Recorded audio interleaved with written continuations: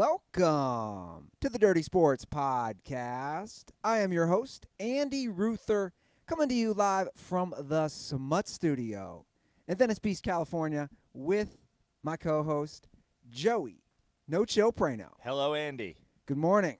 How are you, Andy? I am I'm doing all right. Yeah? Hanging in there? Doing all right. You're rocking the baseball cap this morning with the long hair. You look like A relief pitcher. one of these the long hair in baseball has come back the last few years. Like you used to see it in the 70s, a lot of like long hair, and then it went away for a while. Now you got like the Josh Reddicks. You look like a millennial baseball player, like a guy who walks up to like Rock Star by DaBaby or something like that. It's like, yeah, sup, bruh? Played at Cal State Fullerton. Now I play on the Astros. No bags.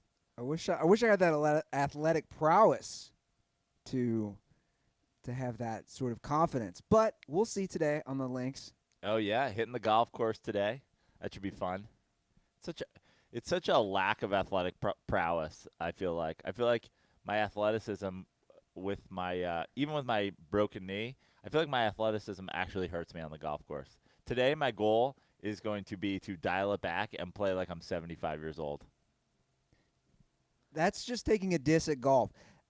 I will say the golfers now are pretty jacked. Some of them are, for sure. I mean, the Bryson DeChambeau fella, he's like a big deal. But like the kid who won it last week, I mean, he could sleep in my pocket. I don't know. Well, Koepka's pretty jacked. Yeah. Dustin Johnson. I mean, these guys are pretty fit. Yeah, they're fit guys. Sure. I mean, they're also 20-something. We were pretty fit. Yeah. Your clubs. I love the bag you gave me. I think it was the first golf bag. Yeah. That was ever invented. It's the original. It's the golf bag. The golf bag. It's great. It's like that vintage look. It was the homeless guy from Happy Gilmore was carrying the clubs. It's Happy Gilmore's original bag. That's what it looks like. Yeah. It's great, dude. We'll go out to Penmar today. We'll play with the homeless people.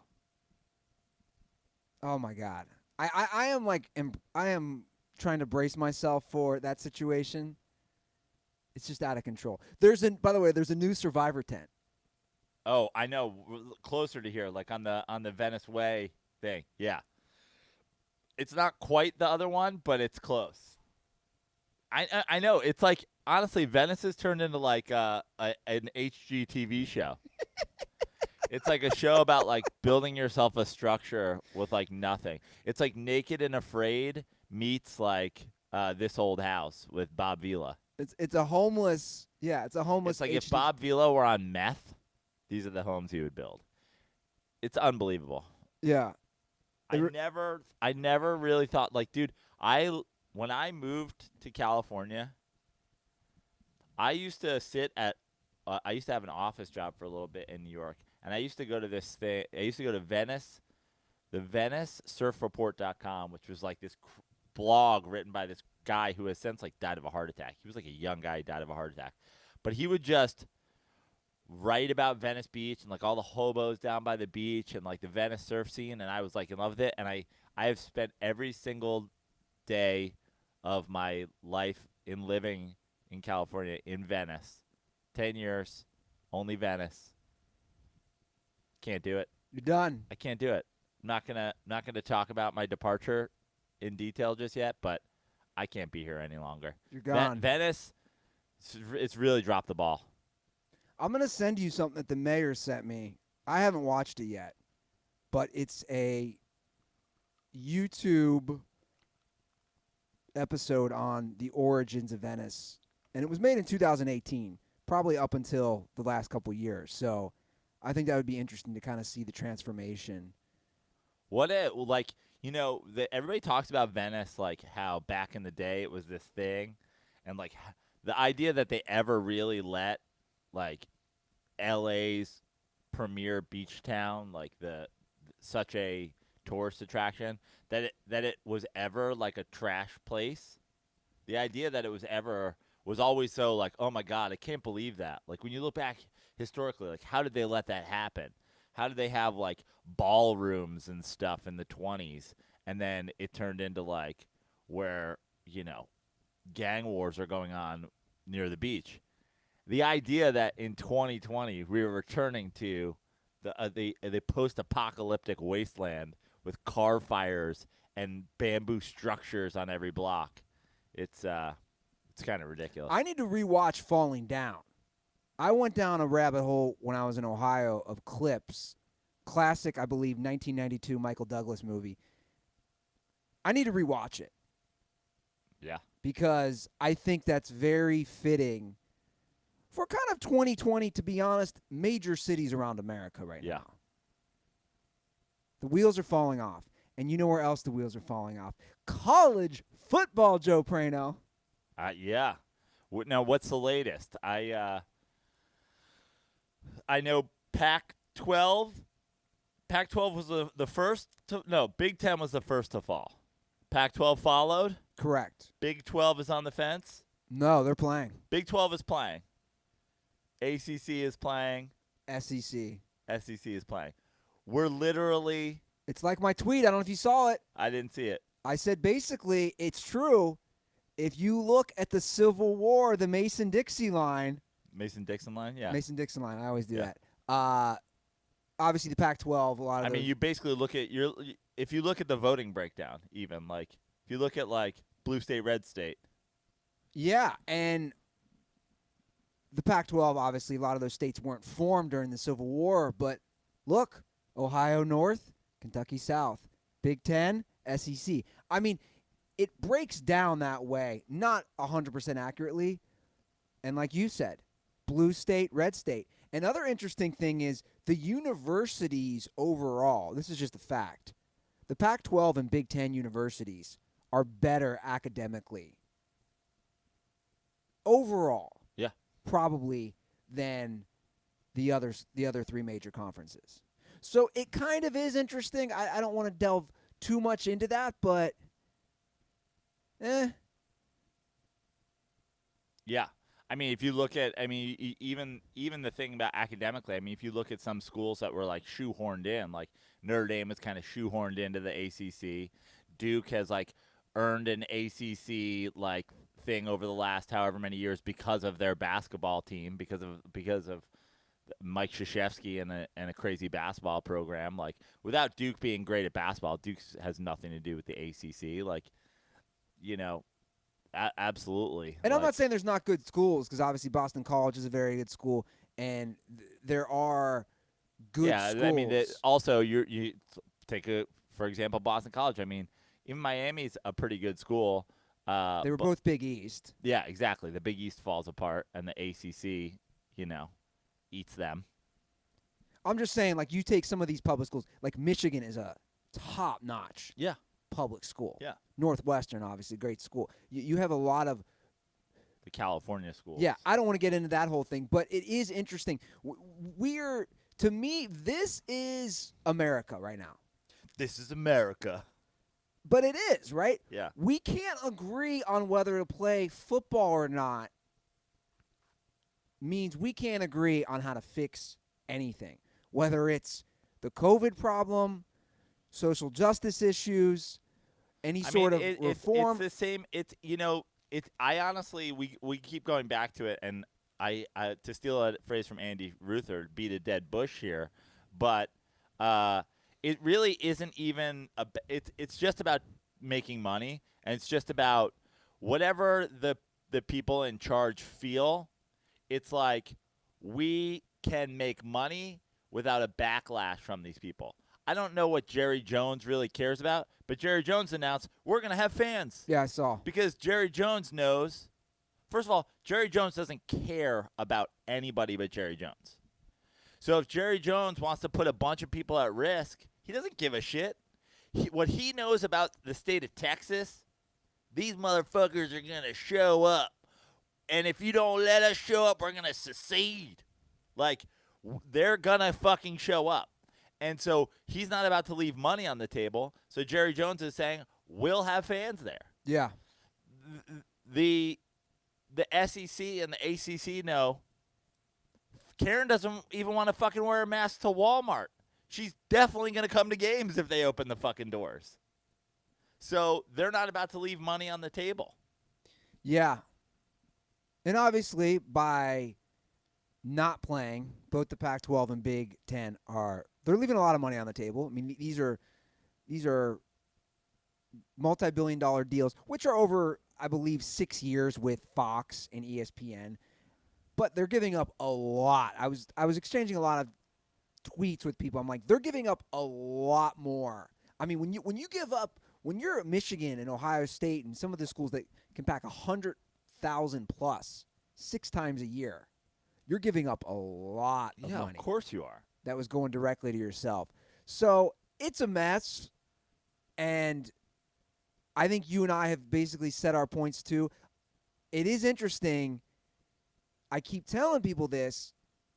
It's about COVID, but it's not about COVID. Again, it's not about COVID. Again, the only 2 conferences that have canceled were also the 2 conferences where the players were trying to form some sort of, and they did loosely, cohesive union-like committee.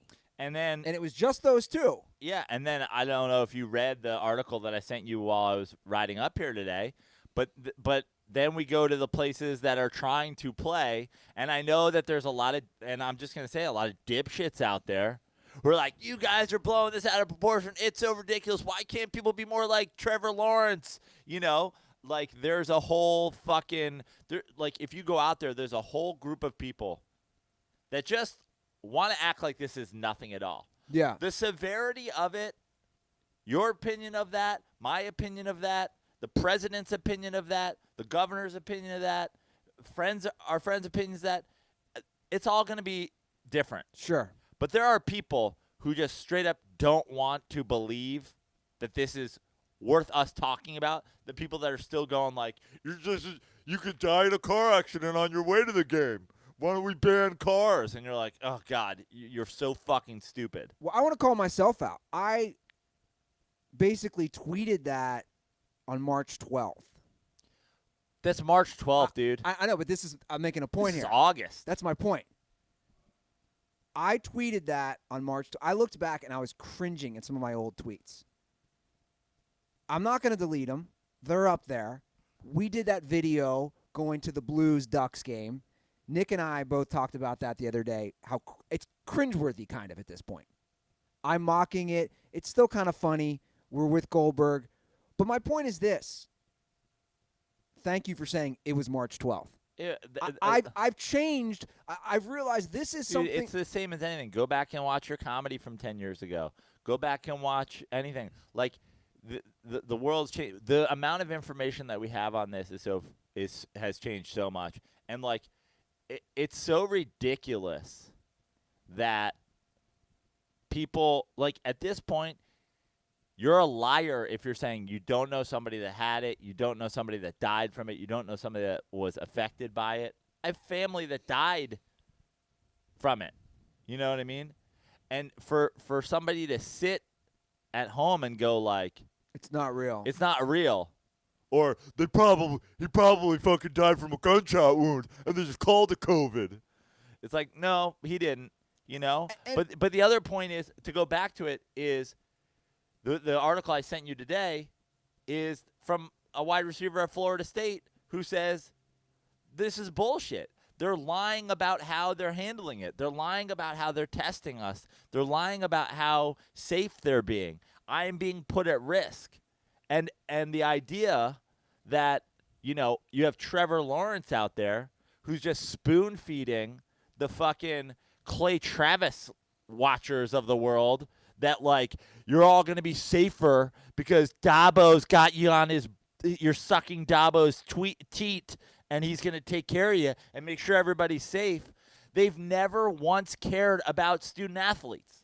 That's the one thing everybody knows about the NCAA is they've never once for 1 second gave a shit about student athletes. Yeah. So the idea that they're going to protect student athletes is dumb. Yeah.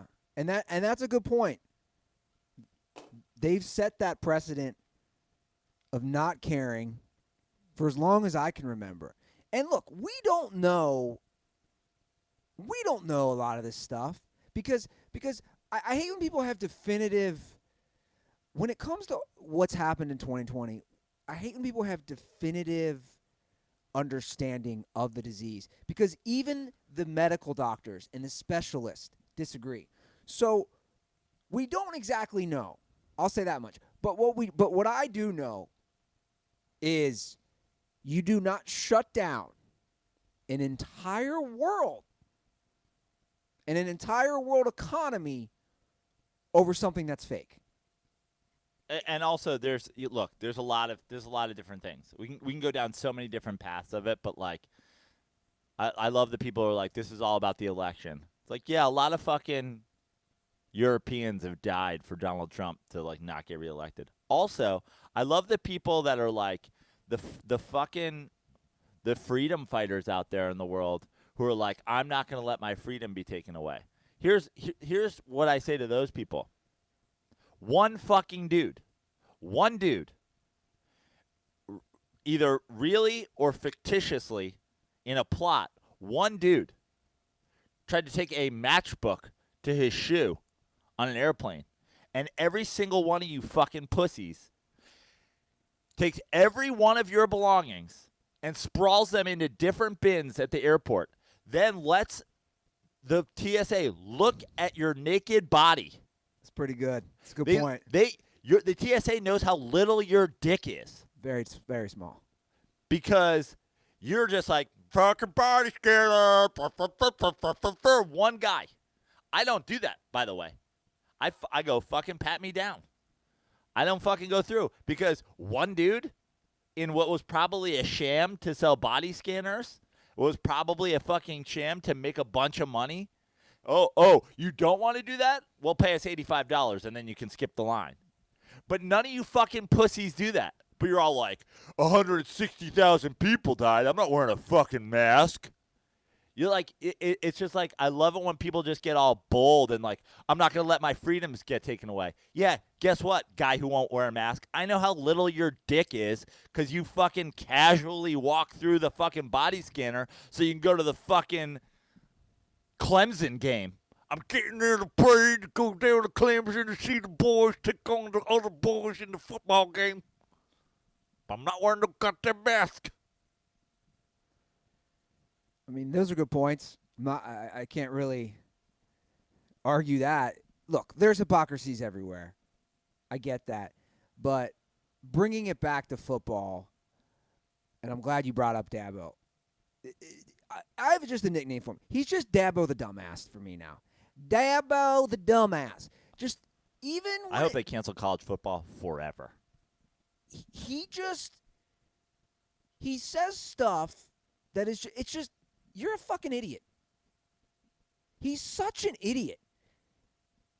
Yesterday he said that minus the two conferences and minus a bunch of conferences, by the way.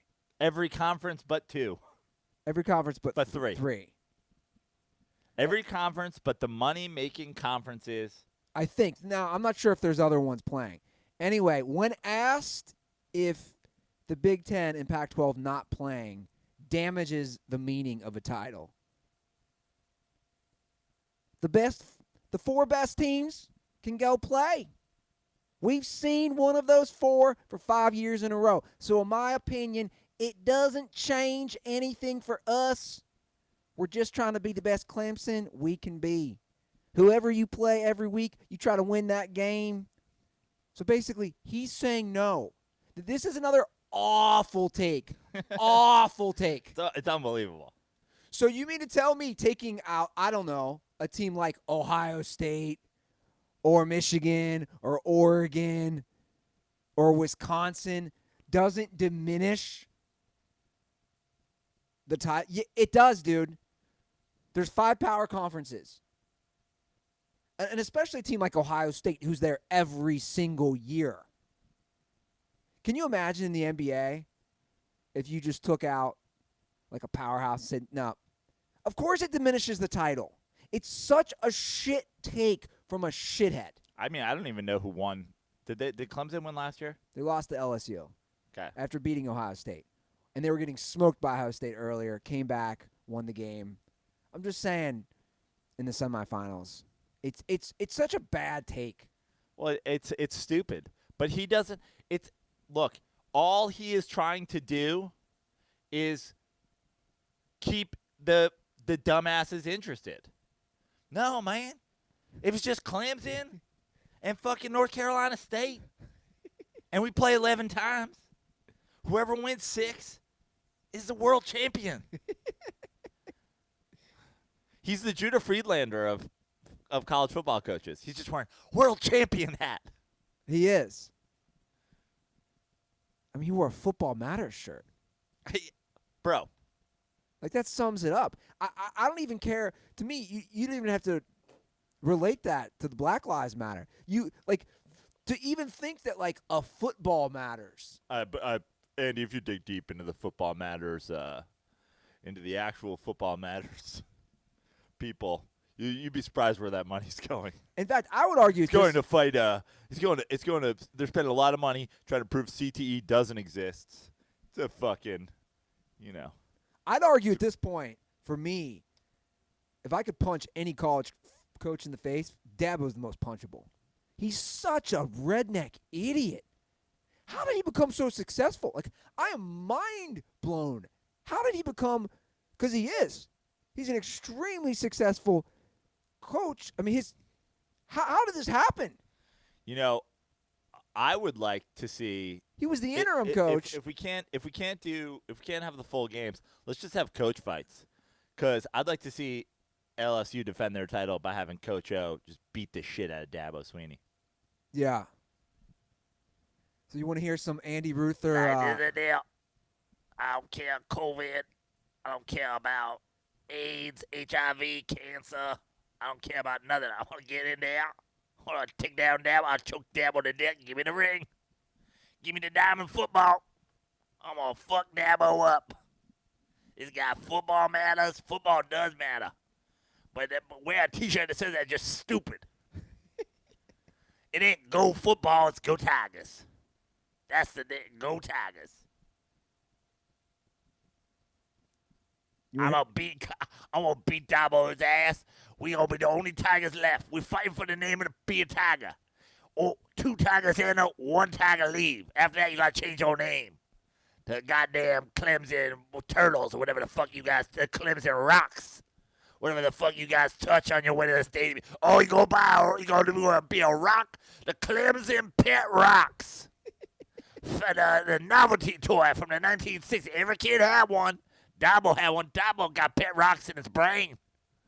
2 Tigers enter, 1 Tiger leaves. I got a spoiler for you. It's us.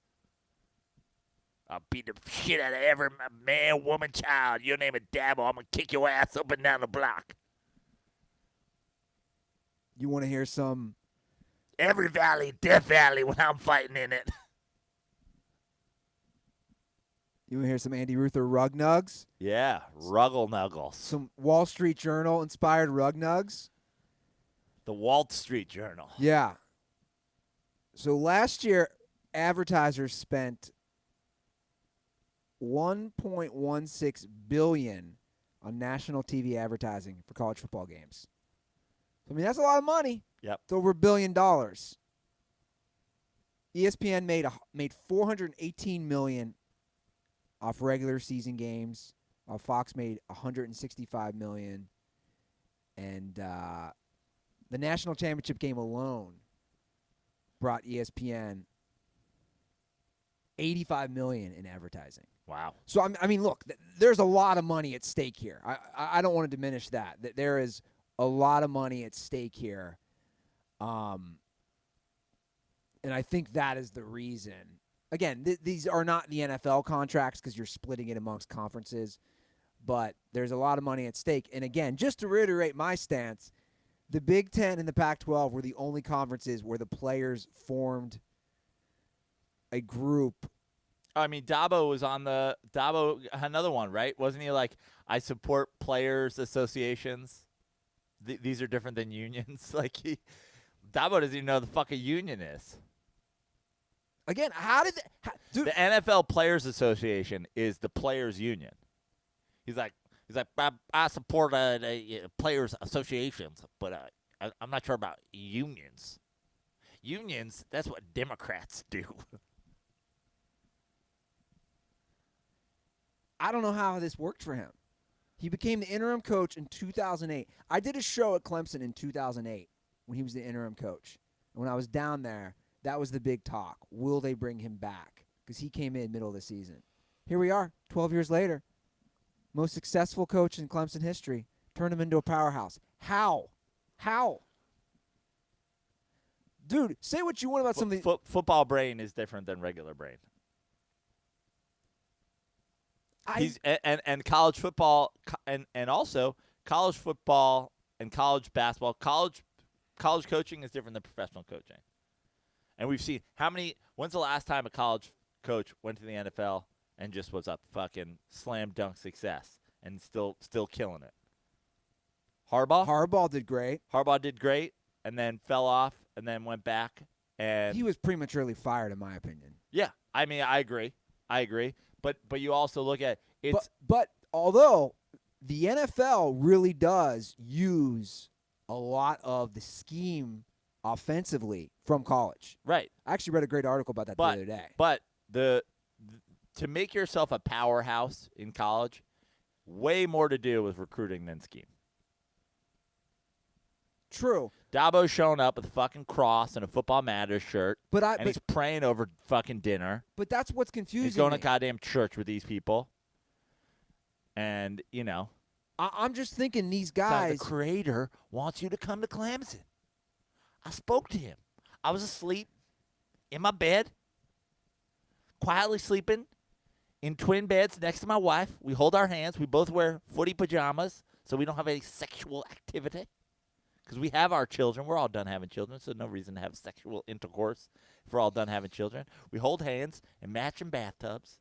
And I woke up in a cold sweat. And the creator said to me, he said, Dabo, you get up in the morning, and you put on your best Football Matters t-shirt, and you go down there, and you get Jamal Wilkinson to Clemson. That is your job. You are to get Jamal to Clemson.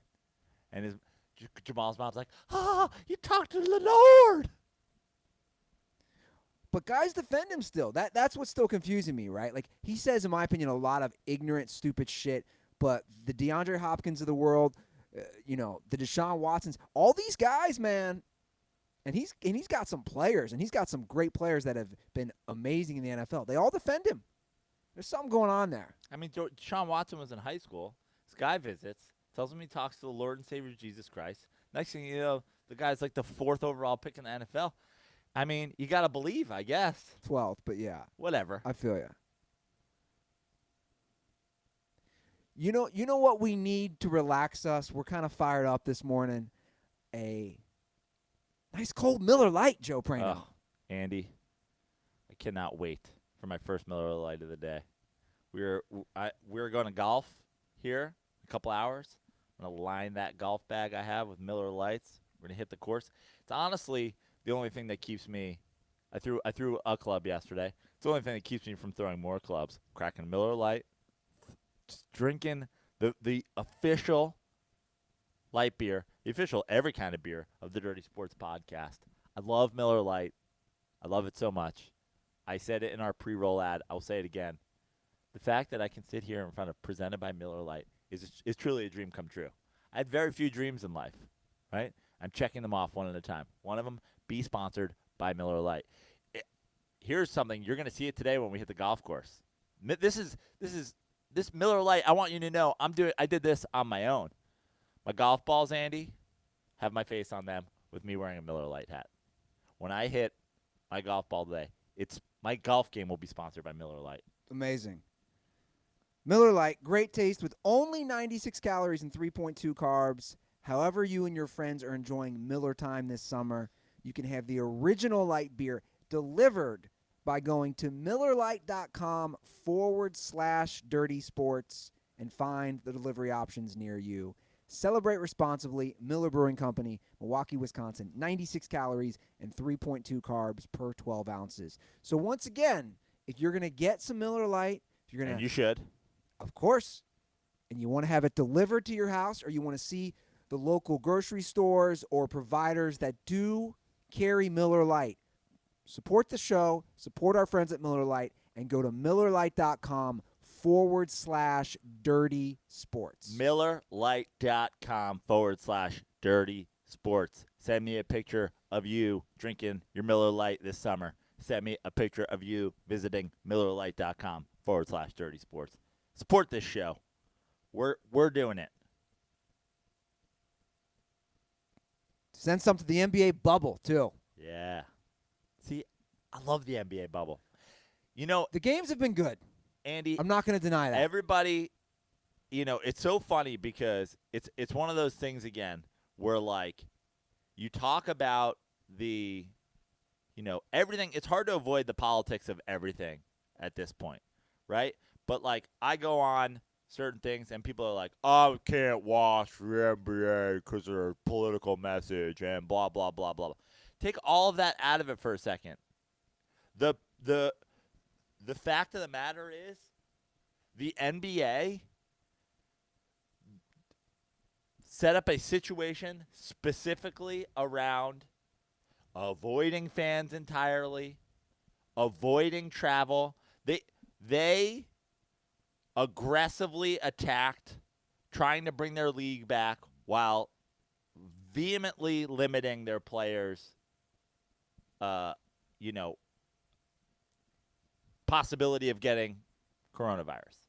And it's been the best product, hands down. Well, I want to throw some love to the NHL, too. Same system, because we haven't done that yet. It's been an amazing product so far. The games have been amazing. I've watched a lot. You watch a lot of hockey? A fair amount. I mean, it's the second TV. Yeah. But my point is, they have had the same success as far as people contracting COVID, the bubble working.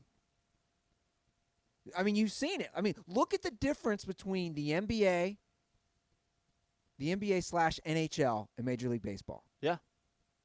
Huge difference. Huge difference.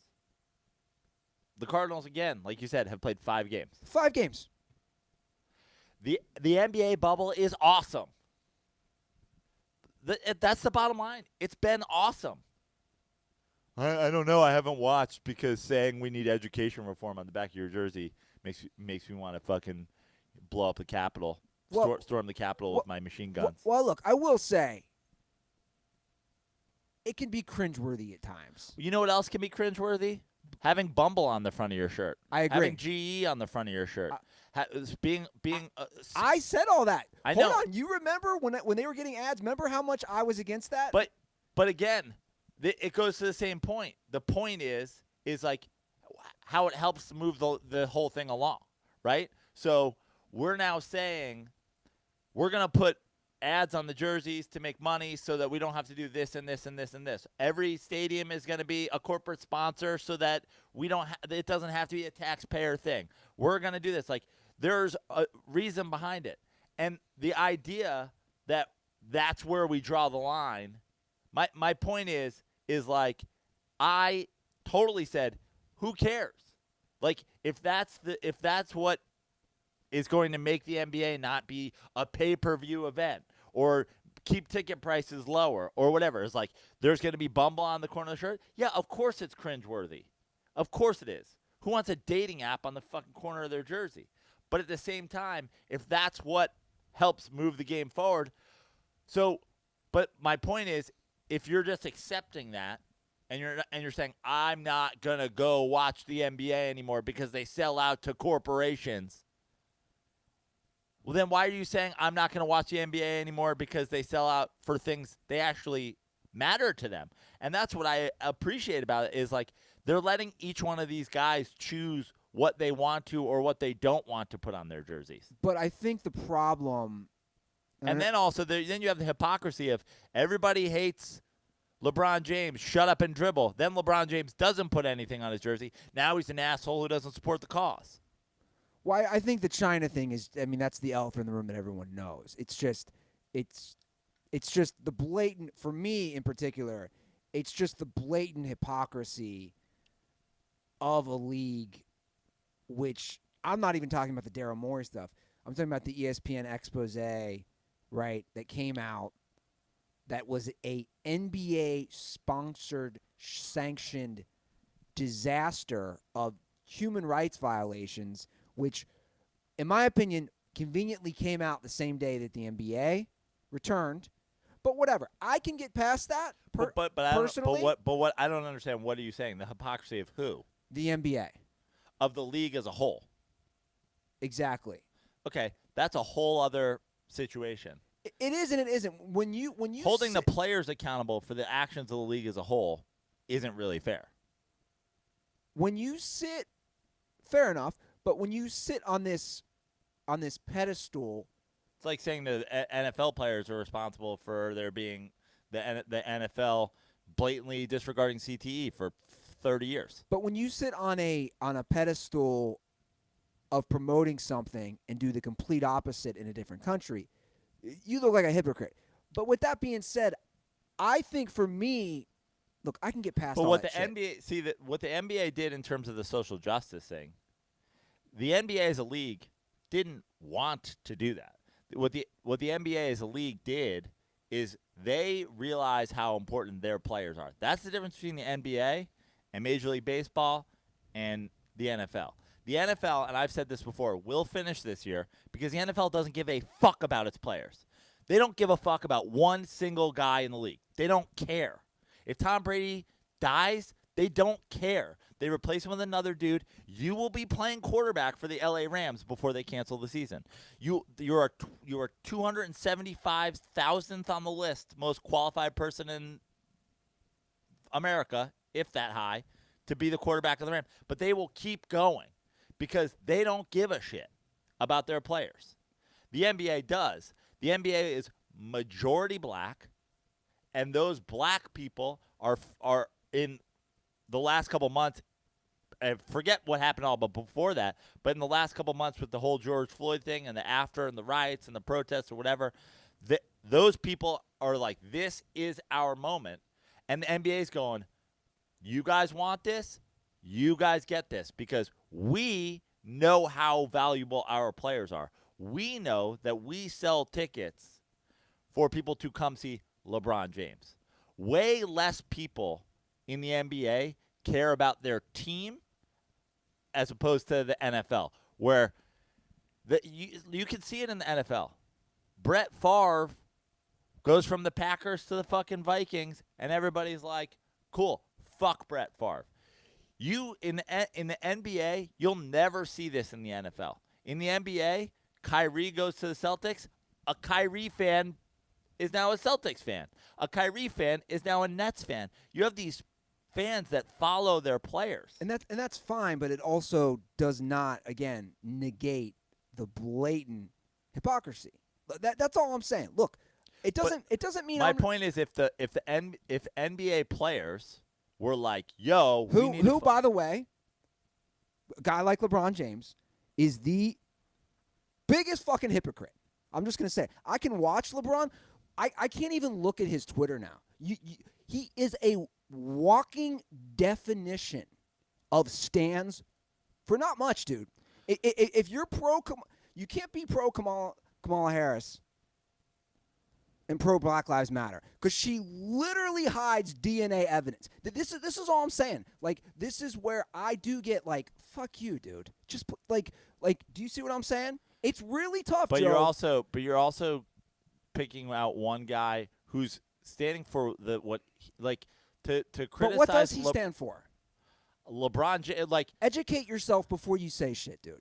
But I feel like LeBron James is fairly educated on a lot. Like, I think he's clearly not if he's supporting someone who literally did awful things. But again, to keep people, but now, black men in jail. All you're doing now is taking an issue with something I've taken an issue with, whatever, which is the lesser of two evils situation. Yeah, but that is what he believes he's doing. That is what he believes he's doing. He believes he's supporting the lesser of two evils. It's a bad stance, man. Of course it's a bad stance. Of course it's a bad stance. I've been saying that for as long as possible. But now you're fighting that doesn't make him a hypocrite. That makes him stupid to the tune of a lot of people. I agree. A lot of people in this country. Look, I agree. But I am there's a lot smarter and more educated people than LeBron James who are going to vote for the lesser of two evils. And what is it going to do? It's gonna continue the process in the United States of being run by basically the same people no matter which side you vote for. And I agree. Look, we agree there. But I'm officially on that stuff. I'm burnt out. And you're right. That includes my own family members. I'm not going to have these discussions because literally, to me, that sentiment, you nailed it, is just going to perpetuate. But that doesn't make you a hypocrite, in my opinion. Okay, well, we can disagree there. And honestly, the other thing about even the China thing with a lot of the NBA guys, I don't think that makes them a hypocrite because they're fighting to have social justice messages that are directly related to being a young black man in America and putting that higher on your list of things that you care about than other things, like that doesn't make you a hypocrite. For me to care if the ocean is clean as opposed to the pipeline in, North Dakota doesn't make me a hypocrite. It makes me go, I'm living at the beach in California. Fucking what goes on in North Dakota, look, I got my own problems. Look, we don't have to agree on the hypocrisy thing. I do think someone like LeBron is, again, it's fine. We don't have to agree. I think he is a giant hypocrite. I think a lot of these guys are. Again, I know I am too. So, look, my thing on this, since we're all hypocrites, in my opinion, is just I don't like the blatant virtue signaling when it's who the biggest virtue signalers in the whole world are? People who say virtual signaling. Because what people say when they say is you're not allowed to care about things. Because if you care about things, then you're just doing it for attention. No, I'm not saying that. That's what everybody who accuses people of virtue signaling all the time are doing. You're saying that it can't matter. Just because you put it out there, it can't matter to you. What I'm saying is you can care about things, but how you handle it is very important, I think, and how certain people handle things.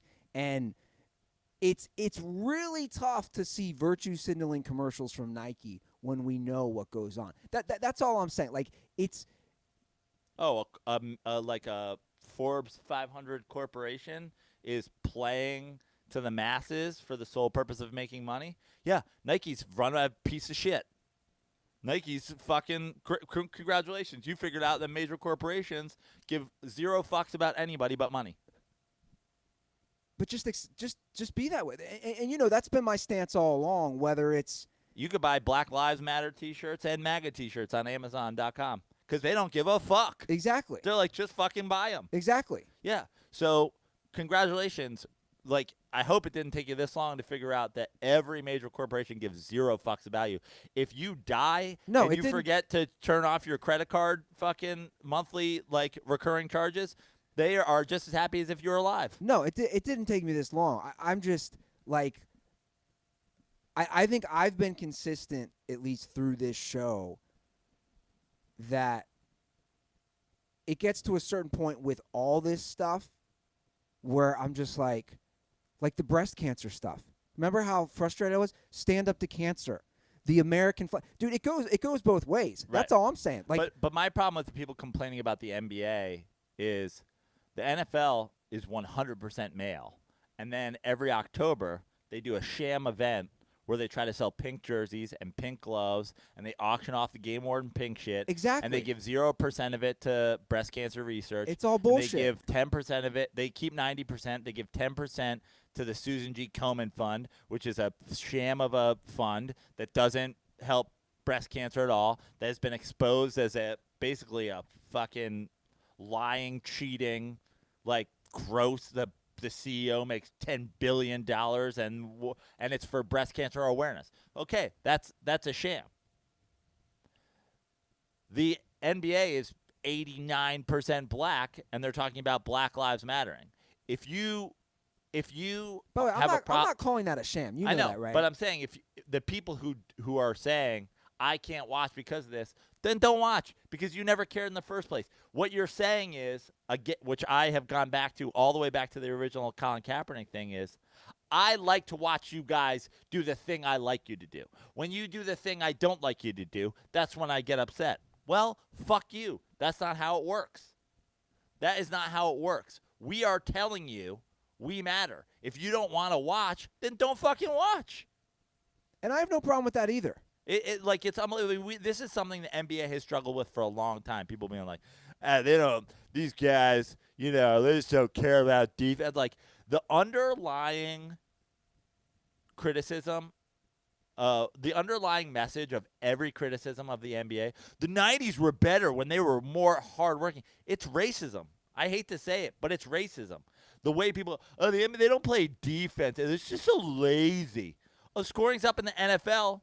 Scoring's up in Major League Baseball. How come pitchers aren't lazier these days? How come defenses in the NFL are such lazy defenses every time Patrick Mahomes plays against them? Just this lazy, carefree attitude about defense. Everybody's just walking and everybody's – no, athletes are getting better. Offenses are getting more advanced. Patrick Mahomes scores 35 points a game because the guy's got a fucking cannon and can throw on the run and has track stars as receivers.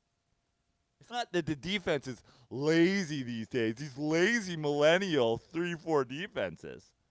The underlying message to that is people are racist because the blacks are the majority of the NBA. I don't necessarily agree with that. Okay? Have you heard laziness and they don't care enough about defense in the NBA? I just think that's uneducated people who don't watch the game. Because the NBA, Joe, I mean... So uneducated people who... I know, but hold on. The NBA, if you go back to the 80s and 90s, was still majority black. We know this. The majority? Yeah, absolutely. It might even be more white now with the Europeans, to be honest, who have infiltrated the league.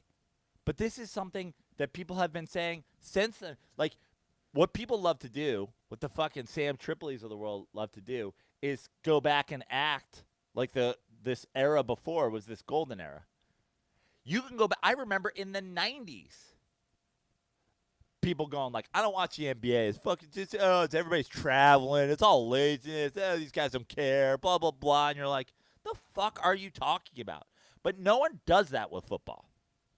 No one goes like, oh, man, the Big 12 is a super lazy conference. Just 65, 60 games, just super lazy defenders. Look, I don't know what that is. I think that's a weird boomer sort of nostalgia thing. And I'm not saying that there couldn't be elements of race. Scoring in hockey's up, but these guys, they're just getting that much more skilled. I'm not saying that there's not racial overtones or racist overtones at times, because I'm sure there is. I'm not denying. I think a lot of that, again, is just nostalgia for the age or whatever it is. But the bubble so far It's fucking awesome. Has obviously been extremely entertaining. Obviously, I said I struggled with the fans, but that's a whole different discussion. But like the other day when it was was it Denver versus Portland when Dame went off? Yep. That I was watching, and he had 60. I mean, that's an entertaining game. Bro, all of these games are like the bubble has been super entertaining. Like the Wizards were the only team on the bubble of the bubble in the East. They lost every single game. The East has been basically locked and loaded. The West, there was 4 teams within a game of that final spot. Above that, you have I believe it would be like what, the 3, 4, 5 or the 4, 5, 6. We're all separated by a couple games. Well, I have it right now.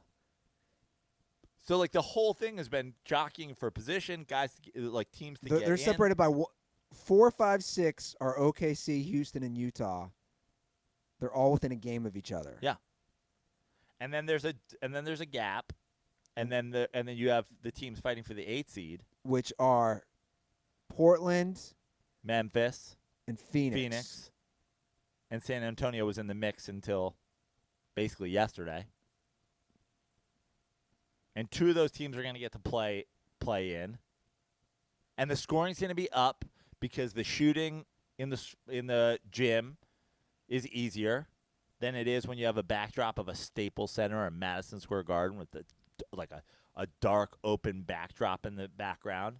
And then Today's going to be pretty nuts. And then people are going to be like, oh, I don't know. The NBA is lazy in the playoffs. These guys are fucking insane athletes. Well, the best athletes in the world. But you have to just tune those people out. They're not watching.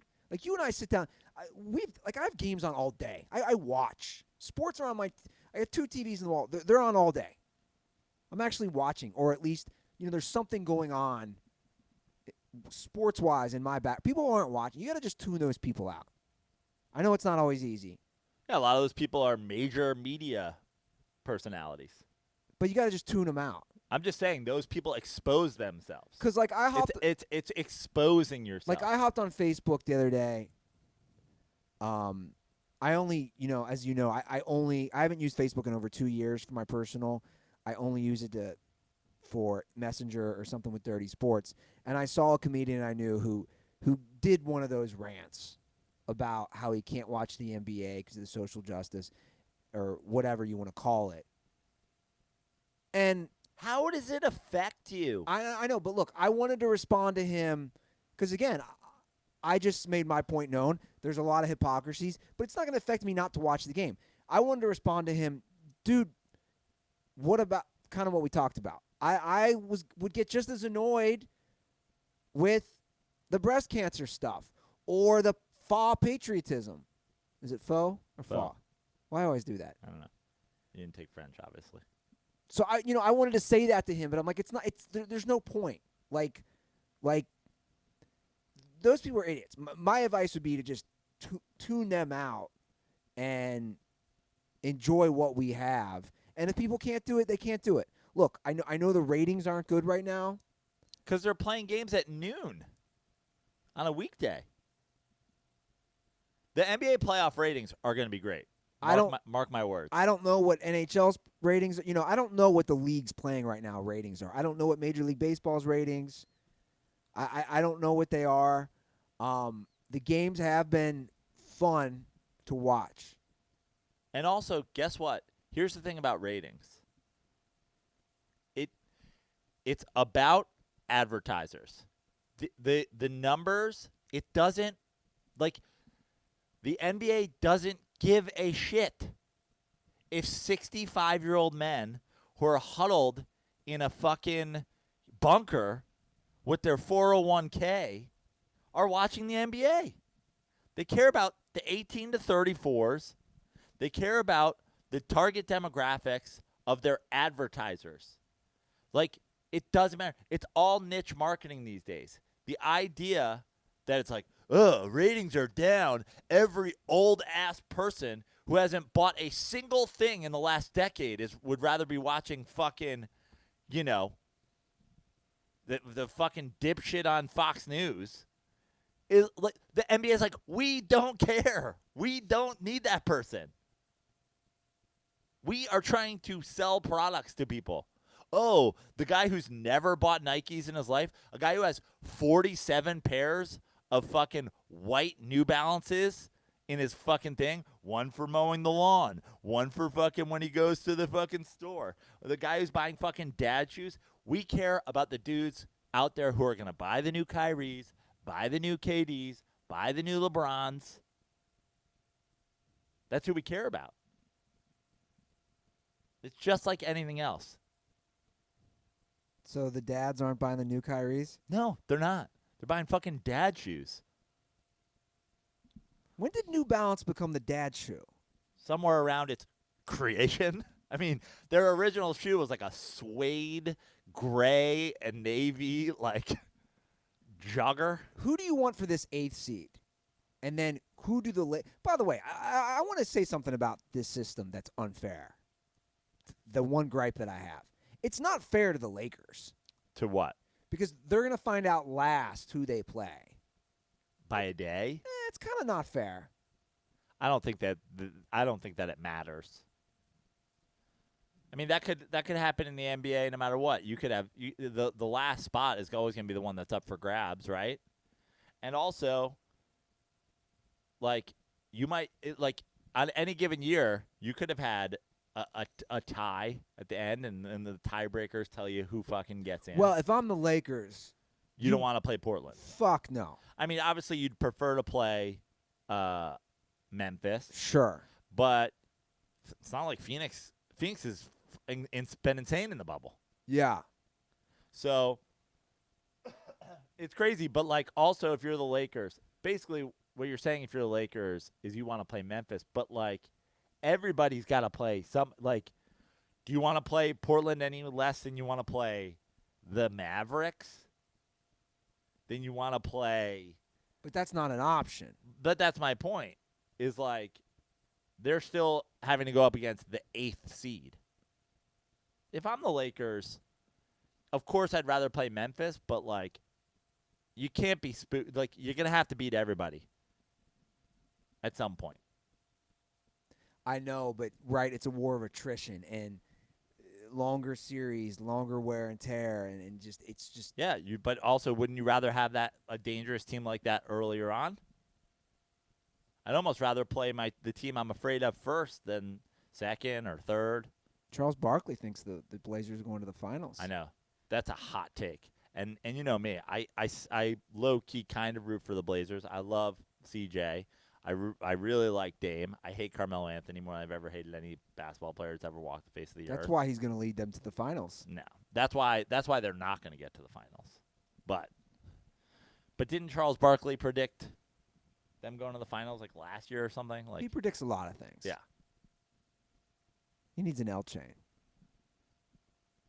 Well, Joe, the 8th seed is up for grabs tonight. Guys are going to be watching. Dirtballs, you're going to be watching. While you're watching the NBA game, make sure you download the Stakes app. That's STAKES. Downloading it. Well, I'm opening it up right now. A free new app that takes game time to another level. You just watch the game and you answer live questions in the app, and you can win real cash. It's sort of like HQ Trivia meets live sports, meets your group chat. The best part is that it's totally free to download and free to play. I love it because it asks game questions in real time, if I said that correctly. I think you did. Did I accurately say that? Yeah. So if you're watching tonight's games, and there's going to be some good ones, right? Who's playing tonight? Let's look at the schedule. If you're watching today, there's actually games going on right as we speak. If you're watching today and tonight's games and you want to know Dallas at Phoenix, it might ask you questions like, will Devin Booker have a three-pointer before the next timeout? Yeah. And I love that. It'll ask questions like that. And the best part is you can play on the Stakes app, again, STAKES, NBA, Major League Baseball, NFL. When that comes out, it's all there. NHL, it's all there. We have a private group chat for Dirty Sports. So after you download Stakes from the App Store, enter our group code, which is DIRTY. Joe's in it right now. And you can chat and compete with us. You can talk trash to Joe and I while we're in the Stakes app. Talk trash to other Dirtballs. Plus, Stakes is offering our private group members special game perks that increase your chances of winning free cash, homie. Stakes is currently only available on iPhones and iPads. Play for free, no credit card or purchase necessary. So while you're watching these final games and also playoffs, this isn't going anywhere. Get your Stakes app open. Join our group chat. Put in dirty. Talk trash. Win some cash. I love it. Andy, let me ask you an NBA question. Sure. Which team has the lowest seed that you think could, in some realm, higher than 0% chance, win the NBA title? Like, do you think Portland could get the 8th seed and win the NBA title? No. I don't. Do you think the Dallas Mavericks could win the NBA title? I like Dallas. They're fun to watch, but no. You have a 0% chance. I didn't say zero. Right. Well, that's my question. What team has some shot to win the title, but the lowest seed? I I mean, the Rockets are currently what? 5? Westbrook's going to be hurt, though, for some of the first series, it sounds like, which will be a tough series for them. If they're 5, they'll be matched up with who? Oklahoma City? Yeah, that'd be a 4-5. Denver's a 3. The Clippers a 2. Lakers 1, of course. Then you move to the East. The Pacers? No. Now, the Sixers are a mess. Simmons is out for the year, which we haven't even talked about. I would have to go with like a 3 seed. So who's that? You think Celtics or Nuggets? Well, first of all, your Rockets, it's just. my Rockets? Yeah, you love D'Antoni. It's just. D'Antoni could be coaching the fucking small ball is. Sixers. It's just, to me, it's money ball. It works. It's successful. Come playoff time. But it's the bubble. Like, how many threes can you hit is my question. In the bubble? I guess we're about to find out that answer. I mean, I think the Rockets have more than a 0% chance. I didn't say 0. And I actually think the Mavericks, I could see the Mavericks team. I don't think they will, but I could see a Mavericks team getting through a Clippers team and then being hella dangerous. I don't think they will get through. I think the Clippers.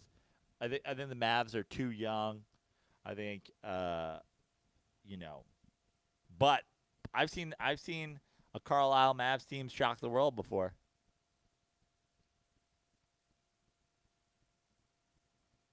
The 3-point shooting will also be important for them. Yeah. It's actually going to be important for a lot of teams because the Lakers can't hit them. Yeah. Toronto, man, flying under the radar for some reason. Nobody's giving them respect. I mean, I'm giving them respect. Number 2 seed. That's why, a lot of people. I talked with Chris Wilde about this. He kind of penciled the Bucks into the NBA Finals from the East, and I was like, I don't think. I said, first of all, bubble craziness in general, but also you're just completely writing off Toronto. Yeah, I don't like that. So the playoffs start on this weekend? I believe so, right? Because the games end tomorrow. Yeah. The playoffs start the 17th. So that would be Monday. Yeah. Yeah. Well, they end tomorrow, so they'll get Saturday, Sunday off. They start Monday. Yeah. Which I'm sure is set up so that like bigger games end up on weekends again. Did you? They'll play every other day essentially in the playoffs, in the bubble, less travel and all, which I like. Speed these playoffs up. Sure. Let's talk a little Hard Knocks. Let's do it. You seem to have issues with the first episode, I think. I just thought it was boring. I liked it. It's just like a coronavirus. Like. What are they gonna do though? No, I know, but I'm just saying like there's still, to me, I think within this, there's still stories to tell. I thought they did. What the stories they told are everybody's getting tested. Sean McVay drinks rosé. And can we talk about Sean McVay right now? I mean, I saw a great tweet that said like, I think it was from a Chargers fan, who said like our coach making barbecue, their coach drinking rosé. I'm like, solid tweet. So Sean McVay he's an extremely likable person. Yeah. Just after that one episode. Like, I think he's got personality. He's cracking. I think both of the coaches are super likable. I agree. I think Anthony Lynn is likable as well. But I think McVay is like, you kind of want to be him. You're like, you got this smoking hot Instagram model fiance, his house set up. He's teaching his pit bull how to play basketball. He's very, like, he seems like a player's coach. Obviously, he's very young. But you can also see he doesn't fuck around. Right. Like he likes his visor, his new face visor. I agree. You know what? Where can I get one of those? I think McVay is right. I want to see people's facial expressions. Amazon. He told you in the episode where to get one. The coach was like, I just bought a bunch of these on Amazon. And then he comes out wearing it. Yeah, I mean, I get that. I get that this is the world right now. But, like, I don't really need a whole in-depth thing on, like, they're all Zooming in for meetings. Like, you know who else is Zooming in for meetings? Fucking everybody. Like, I've been living again, this life. Like, I get that was going to be the NFL's life. But, like, I need 10 minutes on how they're setting up the locker room for social distancing. I thought it was interesting. But again, to me, it was just boring. But again, we discussed this last episode on our show. The producers of Hard Knocks and HBO, they're handcuffed. Like, there's a lot of things they probably can and can't do because of COVID itself. I get it. I'm just talking from an entertainment standpoint. I liked it. I thought it was boring as shit. I was like, this is an infomercial about coronavirus. And it's like, I just think that obviously that's a factor, and obviously it's going to be a part of the show. But did it have to be the whole 60 minutes? But I don't think it was. I didn't get that vibe. I loved seeing some insight into McVay, into Anthony Lynn, him grilling. By the way, Walt Ruther would be proud. My dad is a staunch charcoal. I mean, every real griller is. I mean, I couldn't be more in agreement with that. I mean, sometimes the gas is just, it's a convenience thing, you know, but real men use charcoal. Yeah. That's just a fact. Like, shout out to Andy Lazarus, who has, like, a set-up grill in his backyard that's, like, built into his thing, and it's a charcoal grill. Like, it's like a, you know, it's not one of those, like, round Webers, but, like, he opens it up, this beautiful outdoor, like, grilling area. Every time. Does it with charcoal. It really is good. My dad he's got the round Weber. I love the Weber. Like, I just think Weber. And I will say, after spending 3 months there versus now coming back, and I grill a lot here, even though I'm going to get COVID from the grill here in Savagetown, it's so much better charcoal. Yeah. And I did like Anthony Lynn. That's backstory about Cleveland. I mean, Cleveland just gets so much bad press. I mean, Cleveland just gets – I feel like Cleveland gets the fairest press of all time. It just happens to be bad. Poor Cleveland. I like the Jalen Ramsey stuff, though. Yeah. By the way, I like how he handled that. Yeah. Shout out to Jalen Ramsey. Jalen Ramsey obviously is – The only thing I didn't like is he went back. Yeah. He should have been like, fuck you guys. You know, he gets he's obviously a flamboyant player who talks a lot of trash and has been very open on his feelings. That's like – But that's that position. Yeah. I think that's what you have to believe. You have to have aggressive belief in yourself to be a lockdown corner. Because it is a tough position. It is. Corner, wide receiver, I think they come from that same mold. I love how he handled it, though. Like, these dork cheddar dick reporters who are like, oh, well, so it doesn't. Do you think he's coming back, Dan? Actually, I can't speak on that, Mike. It's going to be hard to say. We'll see. Well, maybe I shouldn't have asked him for the 8th time how he feels about entering the season without a contract.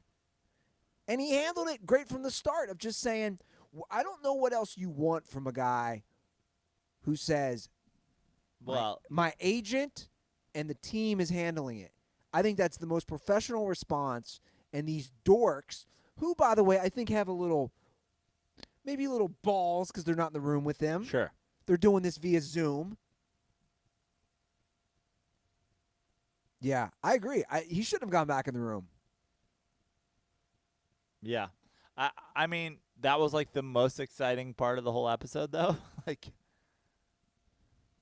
see, you didn't. I thought it was interesting how everything was set up, and I thought seeing how the Rams. So the Rams are at what? Cal Lutheran, right?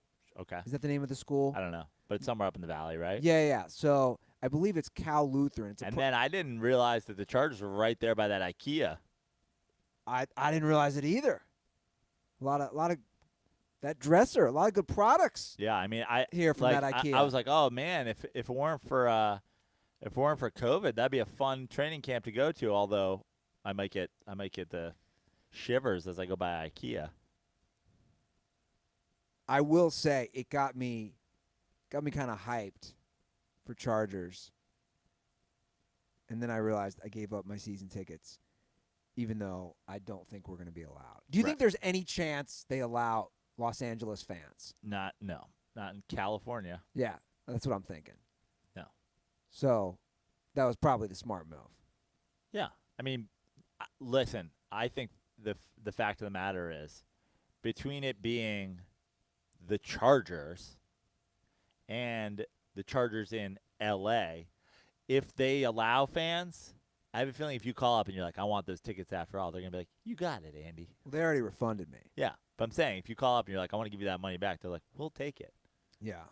They had a hard enough time filling fans when the world wasn't on fire. Sure.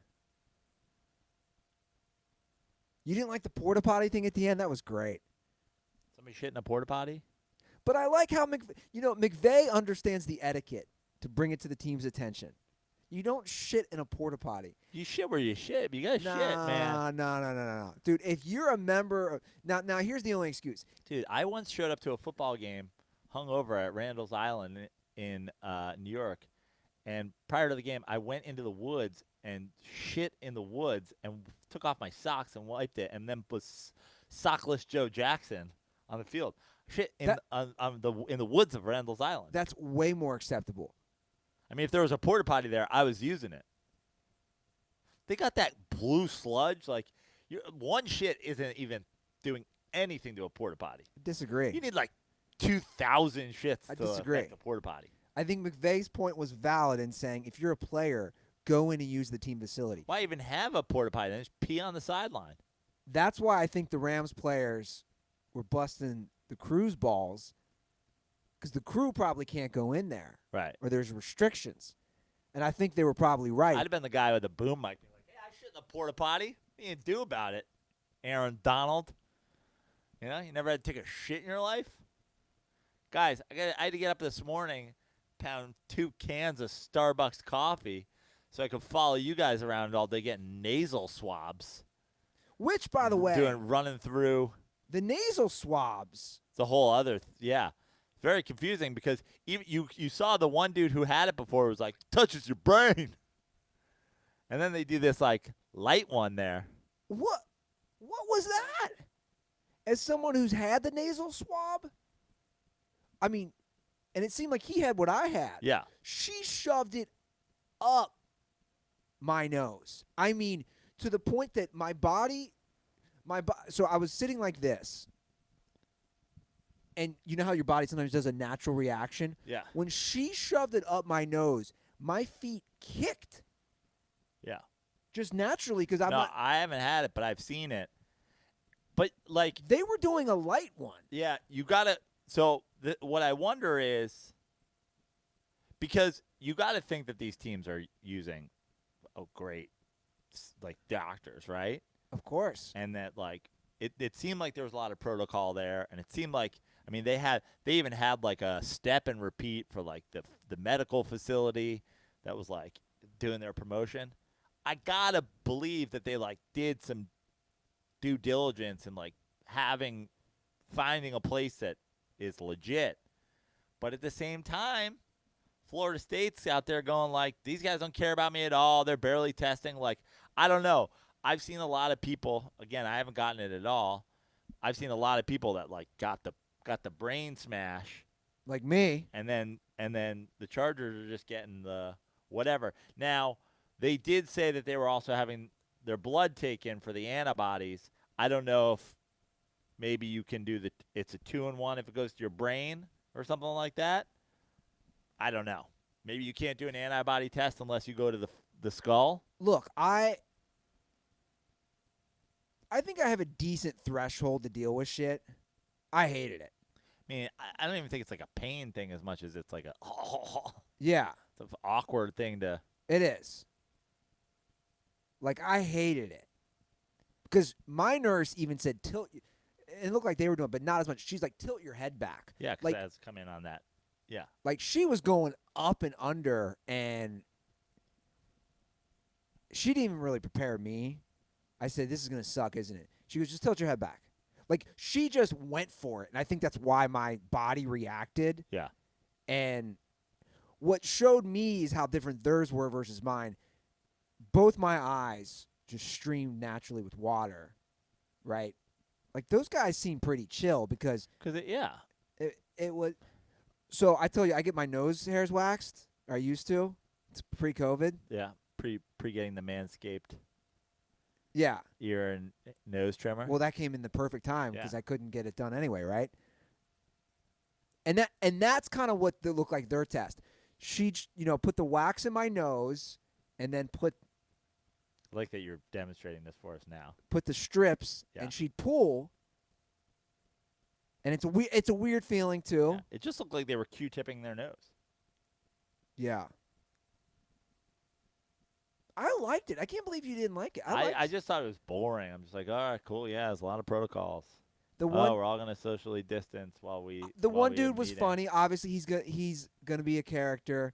The guy, the cornerback who's been on practice squad, who was comparing the projects Yeah. versus the suburbs. He was a giant for a minute. Oh, he was. Yeah, good, like super athletic, like hella fast, little guy, but like he struggled to stick around.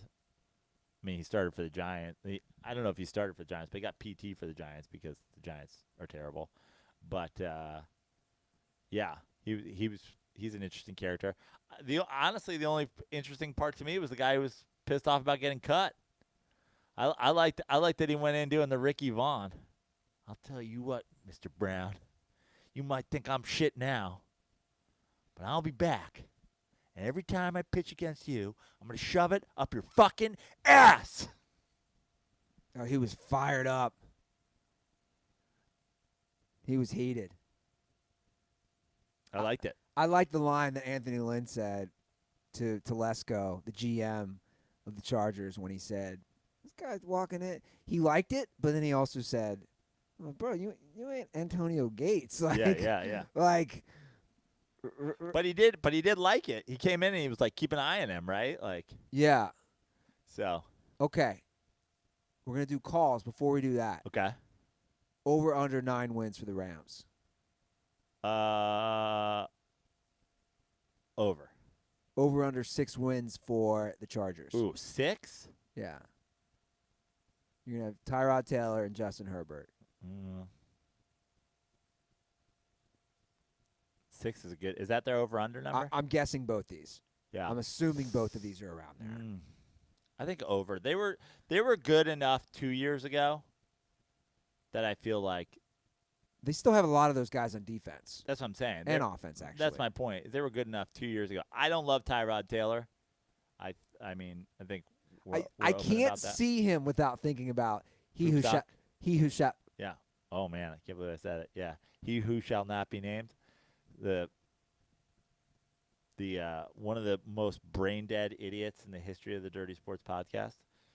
Who's that? Air Force fucking pilot now or whatever the No, fuck he's is. not. It's all farce. I mean, the Air Force accepts him. That's for sure. That happened. He's dropping shit socks over Russia, doing flybys. Yeah, I can't see Taylor without thinking about that. The guy who owes me debacle. $100. Yeah, Yeah. unreal. Well, Joe, you want to do some calls today? Let's do it. Before we finish the show with some calls, DirtBalls. If you haven't gone to CushyDreams.com, do yourself a favor and do that right now. Cushy Dreams specializes in extraordinary CBD-rich hemp flower, a.k.a. bud, and pre-roll CBD joints. I love these. They've been so good for me this week. I've been running. My body's aching. I love smoking the pre-roll joints. It ships directly to your house in all 50 states. Remember, it's CBD, so they can ship it. So if you're sick of vaping and gummies and you want to smoke something, Cushy Dreams. I love Cushy Dreams. Andy, we've talked all about, like, the great thing with our sponsors today, we're going to go golf all this stuff is literally all in my golf bag. Yes. I have a little tin. They have the pre-packaged eighths of the Cushy Dream. I believe it's the Relax is the pink one I think I have in there. So we'll hit that right before we hit the first tee at Penmar. Just to loosen up this knee, loosen up all the rest of my body that's overcompensating for this goddamned, godforsaken knee, and just relax. Go to cushydreams.com. That's KUSHY.com. And at checkout, use promo code DIRTY for 15% off your first order. Once again, that's KUSHY dreams.com. Smoke your CBD, guys. You're gonna like it. Trust me, it's good stuff. You're gonna like the way you feel. Yeah, you will. Okay, all right. Let's do a couple calls. Let's get to a couple calls.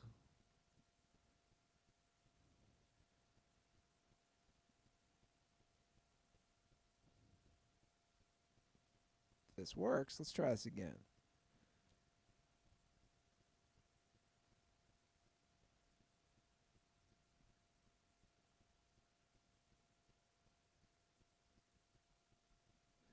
Man, it's been a while, and we are struggling. You see that thing spinning? Yeah. Is that Skype? Here we go. Hey, Dirty Sports. This is Kyle calling from Pismo Beach at the moment, and I had a question. It was for Tug. I know he appeared on Community, so I just wanted to see what it was like. That's the wrong call. Of course I get one. We're going to save that one for you, Tug. All right. Tug. I didn't even know Tug was on Community. I didn't either, but apparently Tug was on Community. Let's try another one. What up, Joe and Andy? Long-time listener of the show, Devin Gomboski up from Seattle. Shout out CC, former Enterprise employee, although I got fired for smoking pot on the job. Anyways, my question for you guys is which rookie wide receiver you guys think is going to break out? A lot of people like Jerry Jeudy from Denver Broncos. Some people like CeeDee Lamb from the Cowboys. Just want to know your guys' thoughts. Thanks. I think both of those guys are going to be great. I agree. I think Jeudy, who was like just exceptional in college, it's hard not to. I think CeeDee Lamb probably has maybe a little bit of a better situation, but I just think if you look, I don't watch a lot of college football. But when it comes to the NFL draft and they break down these guys, and I watch it as a guy who appreciates the technique of a wide receiver, Judy's technique is legit. Yeah. And obviously he's a freak athlete as well. I agree about the situation. Lamb's in a good situation. But at the same time, I don't hate the Broncos situation either. I think it'll be a nice fit for him. Who else is big? Who are the other big names that are coming out? There's a couple guys that I'm forgetting now that I kind of liked as well. Ruggs. I didn't love the Ruggs. Where did Ruggs end up? I think he ended up on the Raiders. Yeah, the Raiders. I don't love that. That's a classic Raiders fastest guy in the draft move. Michael Pittman, he was second round. I liked him. SC, went to the Colts. Yeah. Justin Jefferson. The LSU kid. Correct. Another second round. Denzel Mims from Baylor to the Jets. Brandon Ayuk. ASU, right? Correct. Niners. T. Higgins from Clemson to the Bengals in the second round. Be okay. Jalen was it Rager? To the Eagles. The TCU. little guy. They like those little speedsters. I mean, yeah, it's not really going out on a limb to say Jeudy, but I like CeeDee. I think CeeDee Lamb is more productive because he gets the help of Amari Cooper and Zeke. Guys, they can spread it around.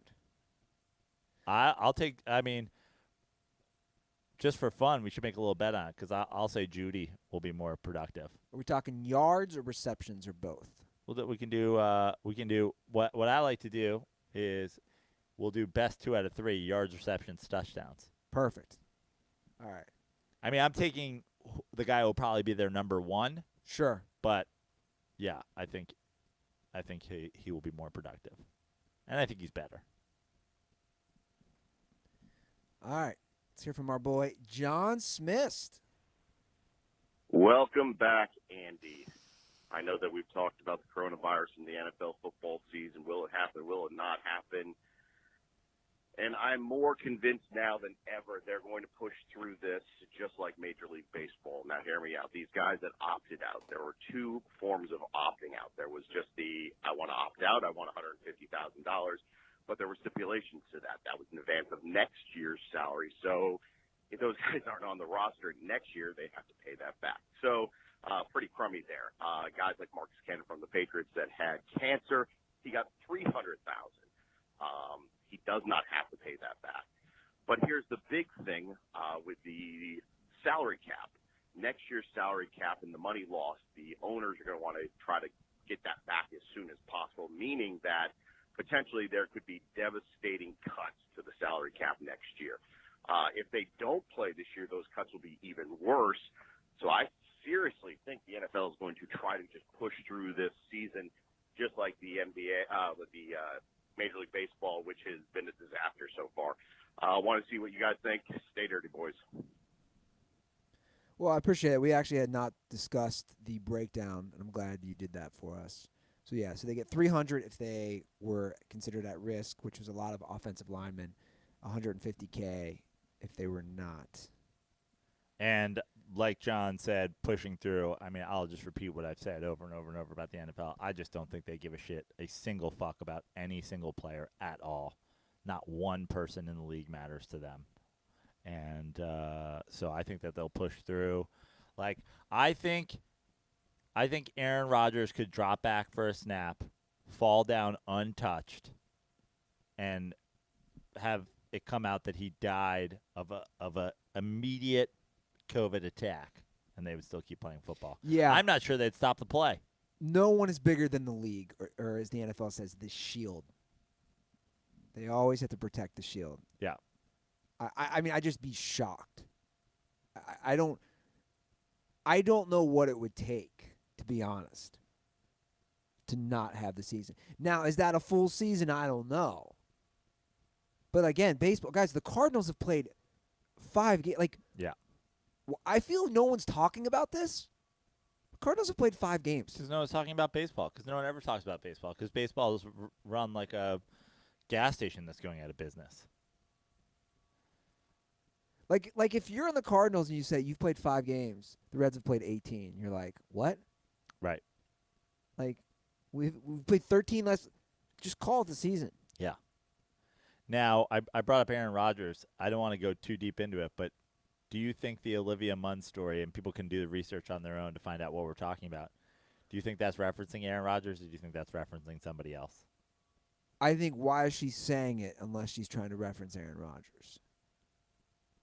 I mean, it seems like she was doing like a... By the way, that's kind of a... If Olivia Munn, and it was on Whitney Cummings' podcast, if you're referencing Aaron Rodgers without saying his name, that's a bitch move. Well, there's a lot of factors in that. Like, then don't bring it up. Well, I think she was trying to do it without,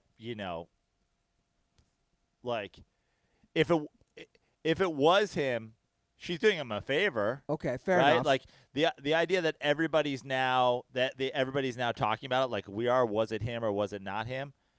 It's totally different than if she says it was him. But I don't want to go too deep into it. But like you guys can look at the story yourself. Basically, she said this one guy refused to do certain things to her. Was never satisfying her. And talking about going down on her. Yeah, and then also only wanted to have sex with the lights off from behind because maybe or maybe not they were like, she kind of insinuated that this guy is into dudes, and that's why he was putting himself in a situation. A lot of people saying it's Aaron Rodgers. My question to you is, not that there's anything wrong with that, But Look, I don't. Yeah, if you had to put money, if you had to sprinkle a little bit of money on, she's saying this. Is she talking about Aaron Rodgers? Or is she not? I'd say yes. And again, whatever. I don't care. I'm not going to weigh in because I'm not trying to get sued. But I'm okay. Yeah. Glad to hear your take. I mean, I don't. Yeah, I think she is. Too. I don't really care, and I think I've made it known, right? Like, whatever. Again, I don't care because he's great in the football field. But if we're going to talk about it, we already are. I think that whole thing with Danica Patrick was all farce too. Right. It was set up to help both their careers. And to be honest, I think it helped Danica's more, kept her in the limelight to date such a high-profile quarterback. It's funny that she said that there's certain things that he wouldn't do. There was like limits. You could almost say Aaron Rodgers is Mr. Limited. Mr. Limited. Oh, it's so cringeworthy. Are there things that you won't do? Of course, because I'm Mr. Limited. That Russell Wilson video. This is the most cringeworthy thing of all time. I could barely get through it. I could barely get through it, too. You know what's Mr. Unlimited. You know what's crazy for me? It's really tough for me as such a Russell Wilson stan. He is the biggest dork. It's like, you know what I'm saying? Like, again, this is where I can separate people, guys. We got to learn how to do this. They're on the field or court versus off. You can appreciate somebody, and then you're like, oh my God. Now, since we're talking about it though, there is this thing, and this is something a lot of people said. So, I mean, I think obviously the effect that Mr. Unlimited had on the breaking up of their defense had more to do with the fact that they are paying him a ton of money, which is just standard, paying your quarterback a ton of money, especially with his resume. But there is people who are like, the fucking dudes on that defense didn't like Russell Wilson, and that's another factor. And when you look at that, when you look at the difference between Richard Sherman in interviews and that, you got to feel like Richard Sherman and being like, I'm the fucking best in the world, isn't hanging out with Mr. Unlimited. I'm sure they're not hanging out. But then again, Dennis Rodman never hung out with Michael Jordan, and Earl Thomas did have Russell Wilson at his wedding. You know what I'm saying? Like there's probably guys he got along with, guys that Russell Wilson didn't get along with. I mean, it's not. Well, you bring up the Jordan thing, but it was like Jordan was like, I let him do his thing, but I respected him. I could see Richard Sherman being like, Mr. Unlimited is a fucking dork. He respected him. Every guy on that Seahawks team respected Russell. They didn't have to like him because he's such a dork. They respected him. His there's no way any of those players did not respect him because his play on the field exudes that you're going to get respect. Wouldn't you agree? Yeah, I mean, I guess I don't think it's a matter of. I think it's a matter of like feeling like you're getting less respect than a guy. I mean, I'll just say it. I think Russell Wilson. I mean, he's on a Hall of Fame trajectory, 100%. A lot of these guys are. ESPN recently did a thing where they put percentages on every team starting quarterback, which I thought was interesting. What, Hall of Fame percentages? Yes. Okay. They put him at 90%, which I didn't disagree. I just gotta know where was Jameis? Oh, he wasn't. He's not a starter, so he didn't make the list. Yeah, I mean they did everybody, even like Tua and Yeah. guys who were just drafted. Yeah. And I know, and it's a lot of projections. Yeah, Jameis didn't make the list. He didn't qualify for the list. Thanks for reminding me that somebody wrote a book About Jameis Winston being a sure thing lock Hall of Famer. Do you want to do one last call? Sure. We'll wrap it up. We got to hit the links. I know. What's up, fellas? This is Jew calling in. Just want to talk a little hockey. So I know you guys don't talk much hockey. I don't watch much hockey, but the playoffs is unlike anything else. So I was watching a little bit today, and I'm starting to wonder if the most athletic people in the world are hockey players. The amount of skill that it takes to play hockey, I think, takes more skill than any other sport. I know baseball, hitting a baseball is hard, but everything else about baseball, it's like fucking 5-year-olds do. Basketball, every fucking person in the world plays basketball. You know, not obviously at a high level, but as long as you can jump, you can dunk. Doesn't take much more than that. Football, I think, is wide receiver. Maybe it's a lot, but just actual skill, I think hockey is number one. So I was just wondering what you guys think. Later. I think we've had this discussion before. We have, and I think he danced around something that is like there's a more precise way to say it. First of all, baseball, besides hitting any fiber, it's like that's one of the worst takes I've ever heard. It's one of the single worst takes I've ever heard. Outfield, just tracking fly ball, like angles in the outfield, throws from the outfield, like the technique of turning double plays in the middle infield, the technique of being at first base, like the first base technique. There's so much to first base technique. Catching technique. I'll tell you this. Catching technique, being a great catcher, is ridiculously hard. And I don't know what it takes to be a hockey goalie, but being a technical, being Yadier Molina is a more skilled athlete than most hockey players. And I don't know if I agree with that. Okay, but here's the thing. Hockey, what I think hockey. You're on skates, bro. Okay, that's second nature to those guys at that point. Like the skating is talk about what 5-year-olds do. They sorted the skating part out at 6. The rest of it is now. Here's what I'll say. I think I think people get confused, and they try to do. He's talking about skill, but then he's talking about athletes. I think hockey is the most impressive blend of the two. I would say that baseball is a very skilled game. I mean, God damn it, being a baseball pitcher, the technique involved in all that is insanity. But baseball pitchers, they always get called as they're the not athletes of the bunch. Now you get a guy like a Jacob deGrom who's a fucking freak athlete, and they're awesome. You look at some first basemen, maybe they're not the most athletic guys. So I think hockey is the most impressive blend of the two. But the idea of comparing athleticism in the NBA with athleticism in hockey is offensive. Well, look, they're all obviously very difficult. I think his point, this is what I think, and I actually just had this discussion when I was in St. Louis. One of my friends played minor leagues. He works with hockey players. He manages a lot of their money. So we're watching hockey. We're watching games while I was in St. Louis. And just the skill level, like all the sports, is so good. I think what he's saying is, and I see this, you could toss a basketball to anybody and we could go on the court and play. You toss somebody a pair of ice skates, can you even skate?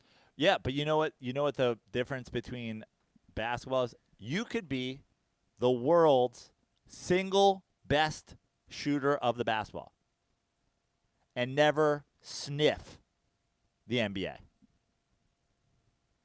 I would bet that the world's best shooter of the basketball isn't in the NBA. You have to be able to get your shot. But do you see my point of, like, I had not ice skated, I couldn't tell you how long. No lie, probably like 20 years, 25 years. I did it over Christmas break, or I did it here in Santa Monica at the rink that they set up around Christmas. I mean, like, it took me a few minutes. You're like, holy shit. But to me, that's like. But here's an interesting thing. That's the baseline. Here's an interesting thing, though. I went with the woman I used to nanny for and her son, who's now in the 7th grade. He is like a stud pitcher. Like select team, like he's taller than me already. He's on a trajectory, I would say, from talking to her and seeing him. I'd say he's on a trajectory to play Division I baseball. He couldn't even skate. But it's totally. But like I'm talking, he couldn't even. That has nothing to do with anything. It's like saying, a race car. I've never even driven a car 200 miles an hour. I'm not even qualified to be it. It's like the guys who are NASCAR drivers. They've been driving 150 miles an hour since they were 15. Like that's the baseline of it. Yeah, it all happens on ice. It all happens on skates. Great. Okay. They're not the technical skater that a guy who's doing a fucking triple axel is. So it's not like they're the world's best ice skaters. It's a combination of the fact that it's a endurance game, although that's a little overblown for me. Sometimes you got to skate for 2.5 minutes, 3 minutes at a time. No. Now, you go hard. No, yeah. It's not. Yeah, that is. That's a shift in hockey. I'm saying that's not overblown. Okay. But my point is, this is set up so that these guys – you're not having the guy who's playing 40 minutes in the hockey game. I'll say this much. I think athletically, I think baseball players are the least athletic. But you got to look at positionally versus fair and everything. Fair enough. Who's a better athlete? A wide receiver who's 6'5", 185 pounds and can jump out the gym, or a guy whose body is physically built not to be that athletic in being an offensive tackle, but still having insane hand and foot speed. Your body is built to be slow, but you're not. You've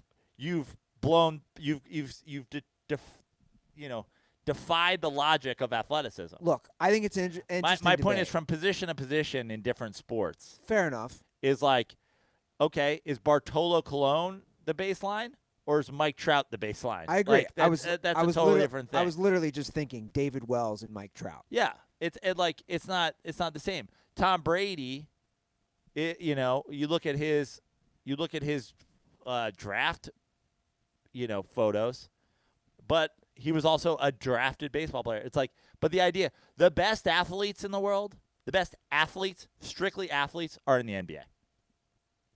There are guys who are 6'10" that can do things that their bodies physically shouldn't be able to do.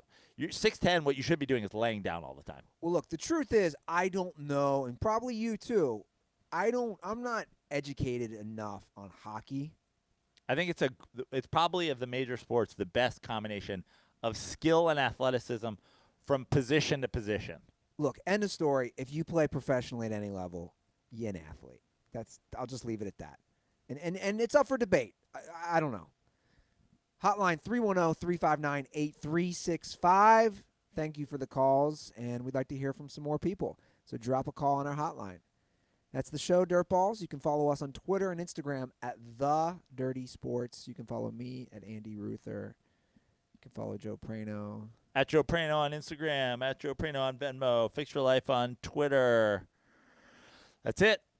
All right, guys. Thank you for all the support. As always, have a great week. Enjoy sports this weekend. And don't forget, stay dirty.